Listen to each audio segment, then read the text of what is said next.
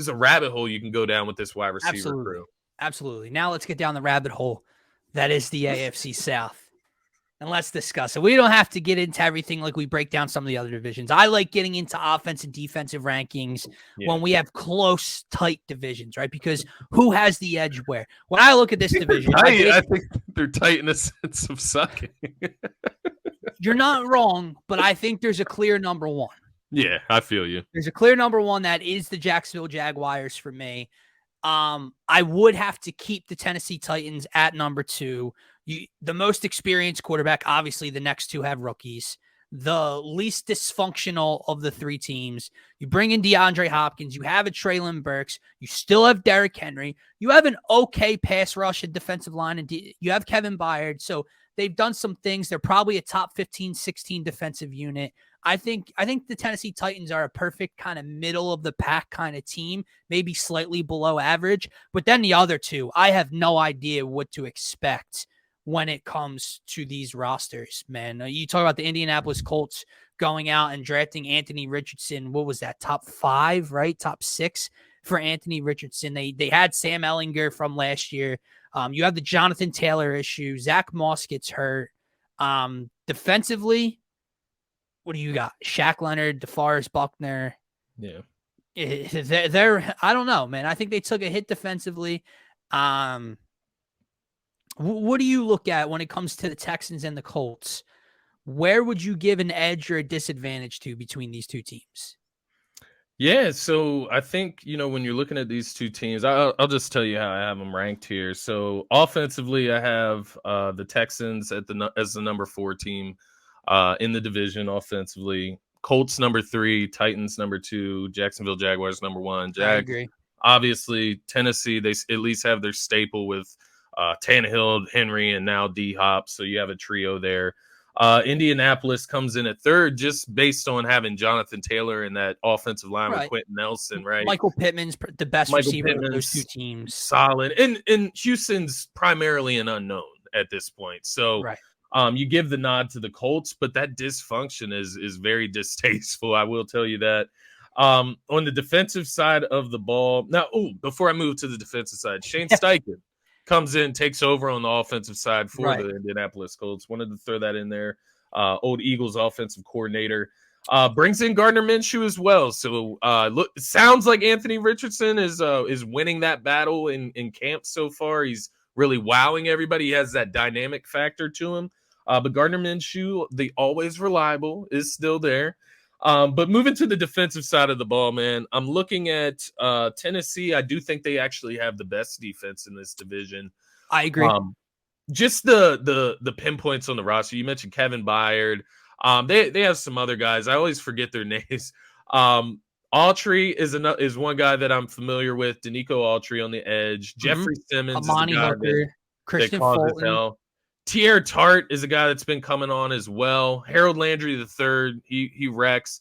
Al Shayar, I believe they got him from the 49ers, so you know what type of culture he comes with, right? Yeah. And then you get to the secondary. You got Christian Fulton, who's a nice, solid CB1. Kevin Byard, one of the top safeties in the NFL, and Amani Hooker, who's no slouch as well. So out of the division, I like their defense the most. Second being the Indianapolis Colts with Shaq Leonard. I do like their corner, Kenny Moore. He's a nice lockdown corner. DeForest Buckner's a beast. So they got their staples on the defensive end. And then I go Jacksonville. You can argue Indianapolis, Jacksonville back and forth. I didn't love what I saw from Jacksonville last season as far as defensively. So they have some areas to improve, but just by order of elimination, they come in 3rd before the Houston Texans, which, to be fair, they bring in Will Anderson. They have Derek Stingley from the draft before. They've been able to gather some talent. D'Amico Ryans, he's the head coach. We know the defensive mind, what he brings to a team, the culture. So I'm not sleeping on them. They're just an unknown right now, and that's why I think they're completely unknown. But I do have Houston ranked above Jacksonville defensively heading into this season. I even look at their secondary, man. Yeah. You have Derek Stingley Jr. from last year's draft. You go out, you get Jimmy Ward, Shaq Griffin, Steven Nelson's a veteran backup you have over there, Desmond King. Denzel Perryman, you go out and get Sheldon Rankins. Jerry Hughes had 9 sacks last year. Malik Collins, what did he have? 3.5 sacks, so whatever. But then you go out and you draft Will Anderson, 3rd overall? Yeah. So I do think they added enough on paper and with their new head coach, who's we all know is defensive minded. Yeah. Obviously, I will put them slightly ahead of Jacksonville's defense. I think that's fair because I honestly was going back and forth. I actually originally had Houston at number 3 on the defensive rankings, and then I just made a little arrow to point them to 4th. Kind of went back on my original thought just because of the unknown, but the talent is there. The culture setter is there. When you get to the overall, right, obviously the Jacksonville Jaguars, number 1. They're the mainstay. They're the playoff team. They're the team with the franchise quarterback solidified. They're the team with, I would argue, the most stable head coach in the division. That's the team. And then you get Calvin Ridley back from suspension. That helps too. There's your wide receiver. And we see Calvin Ridley in training camp so far. Yeah.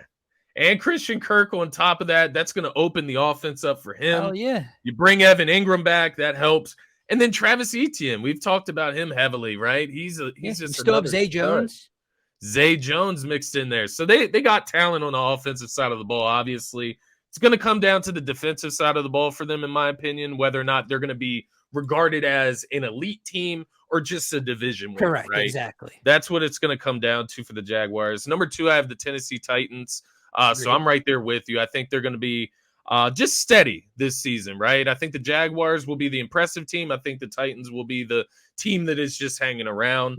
Yeah. Number 3, I do have the Houston Texans, man. Ooh. And, it speaks to the disarray that's in Indianapolis. And, what really turns me off is their owner, Jim Irsay, just always in the news, man. Like, whatever it is, today it was about buying a $20 million whale or something. The next day it's him disrespecting the best player on his offense. So I don't have a good taste for that guy. And I think that speaks to the toxic nature that is in Indianapolis. And you look at the defense, right? This is a defense that they have names. They have guys that have been there, Shaq Leonard, but when has he played? Like, you got to step on the field and produce at the end of the day. Their defense was sturdy last year. The offense was dismal. They had no quarterback play. They're going to go out here, man. And don't get me wrong. I'm not super familiar with Anthony Richardson's game as a quarterback, any of it, right? I'm not sitting here following the big arm freak athlete. That's what side by side. Tell me why I should expect him to be ultra successful in this offense. Mm-hmm. Why? Like, because Jonathan Taylor's upset about his contract situation? Because Michael Pittman's his wide receiver 1? Like, right. Which they've done nothing to address. You and I have had this conversation. This is our 3rd year, I believe, having this conversation of what the hell Indianapolis is doing at the skill position. Every year, dude, it's Michael Pittman Jr. and Alec Pierce. Hell, they even lost whoever their third wide receiver. Yeah. Yeah. Like, you're not doing anything to upgrade offensively. So real quick, I agree with you. I think Jacksonville runs away with this division. Yeah. Head coach, quarterback, by far the best at each throughout their division. The rest of the offense is by far the best offense in the division. It's going to be up there with the rest of the league. Yeah. The difference is, I do agree where I think there's a cap on them being a division winner, maybe winning a playoff game again, to fighting with the Bengals and the Bills and the Chiefs and the Jets and all these other teams, because their defense is not good enough, right? Yeah. The Titans, I do think they're steady Eddie, right? I think they're right around 500. Maybe they're 7-10, maybe they're 8-9, slightly below, but I think that is definitely, I think 7 wins is the clear cut second team in this division, because I think the last 2 win like 4 and 5, maybe one team wins 3 games. Yeah. I have no idea what to expect with these 2. I look at their quarterbacks. CJ Stroud was picked higher. Does that mean he's better? No, but I know that he was more the sure thing coming out of this year's draft than Anthony Richardson. I know right now Anthony Richardson isn't even QB1 in Indianapolis because Gardner Minshew is sharing snaps with him. Yeah. And then I look at head coach. Both unknowns. I'm giving the nod to the former player, DeMeco Ryans, and the defensive-minded leader that DeMeco Ryans is. than what I know about Shane Steichen being a play caller here in Philadelphia. Can I be honest? Can I be honest with you? Please. The reason the Texans are over the Colts in this division ranking for me overall is because of DeMeco Ryans. Like, there's nothing that I can put on the paper that says the Texans will be better than the Colts. No. Like, offensive rankings, the Colts are better. Defensive rankings, the Colts are better, right?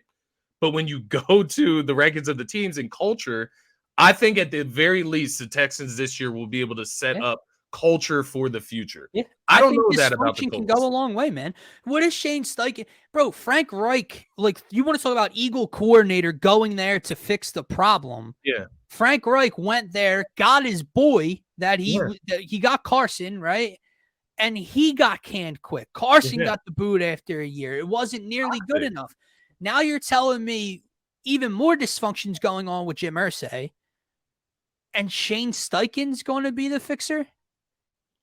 I can't see it, man. I have no confidence in him. And the gadget quarterback.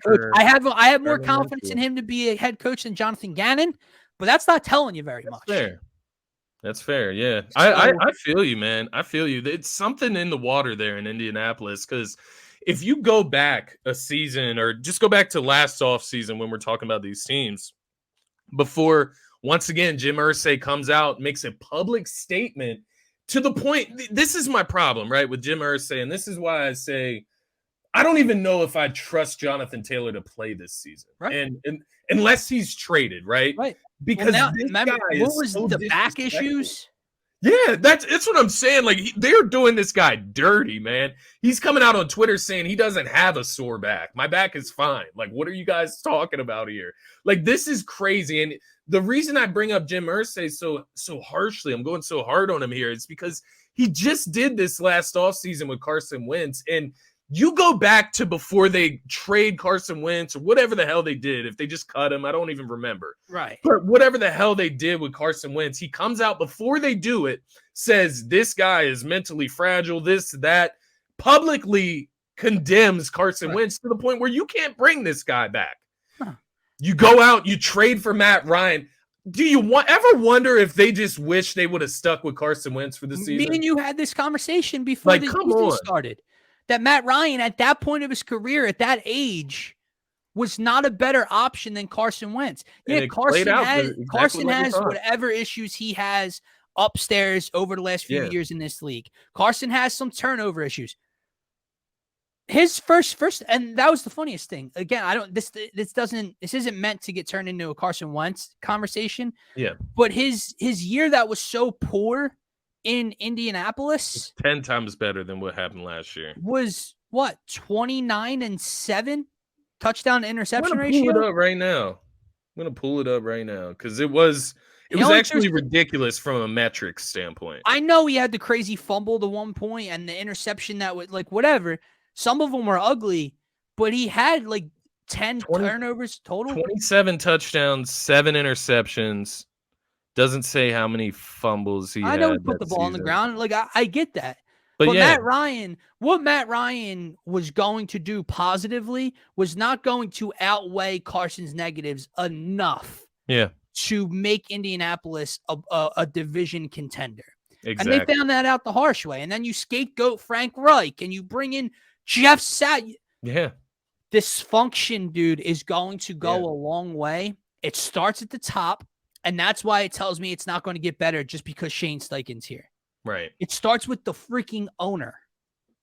And that's the problem. And see, there's something telling there. Now, mind you, it could be the Colts connection. Obviously, Sirianni came from the Colts to the Eagles, and then Shane Steichen goes back to the Colts. Right. Maybe that's why they chose Shane Steichen. But second time in a row, the Eagles went to the Super Bowl, and the Colts just try to pick our offensive coordinator and make that guy their head coach.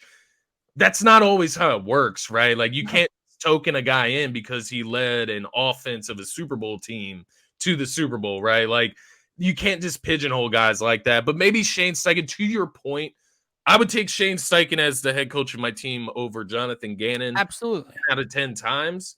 We'll see how it plays out for both guys. But that Colts team, man, I think that's the epitome of this episode and this segment, I guess we could say, for the AFC South, is the Colts dysfunction. Has it to the point where I'm more optimistic about the Houston Texans than I am about the Indianapolis Colts. I agree. I think their future, I think their future is way brighter. Yeah. And again, like